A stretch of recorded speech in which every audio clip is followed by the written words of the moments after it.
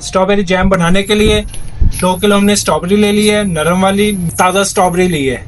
Strawberry jam बिल्कुल आसान और बहुत मज़े का।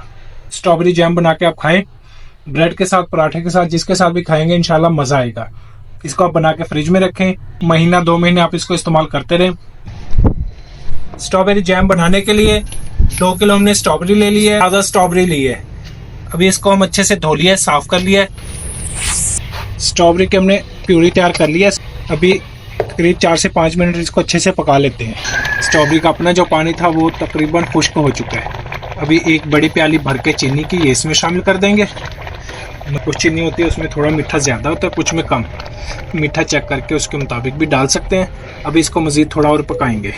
चीनी का अपना जो पानी निकलेगा वो भी अच्छे से खुश्क होगा और इसमें मज़ीद थिकनेस आएगी। जैम को हम बना के स्टोर करके रखेंगे, सेव करके, तो उसके लिए इसका पानी का खुश्क होना ज़रूरी है। अभी इंशाल्लाह 5 से 7 मिनट इसको और पकाएंगे। चीनी डालने के बाद हमने इसको करीब 5 से 7 मिनट पकाया है। अभी इसकी थिकनेस काफ़ी बढ़ गई है। अभी इसको चेक करते हैं। थोड़ा सा जैम एक प्लेट में डाल लें। अभी ये देखें, ये अपनी जगह नहीं छोड़ रहा है। जहाँ पे हमने डाला है जैम को वहीं पे ही है। ये अगर अपनी जगह छोड़े तो इसका मतलब इसमें पानी है। अभी ये बिल्कुल तैयार है। अभी हम इसको साइड पे कर लेते हैं। अभी इसको ठंडा करके जार में डालते हैं। स्ट्रॉबेरी जैम बिल्कुल आसान और बहुत मज़े का।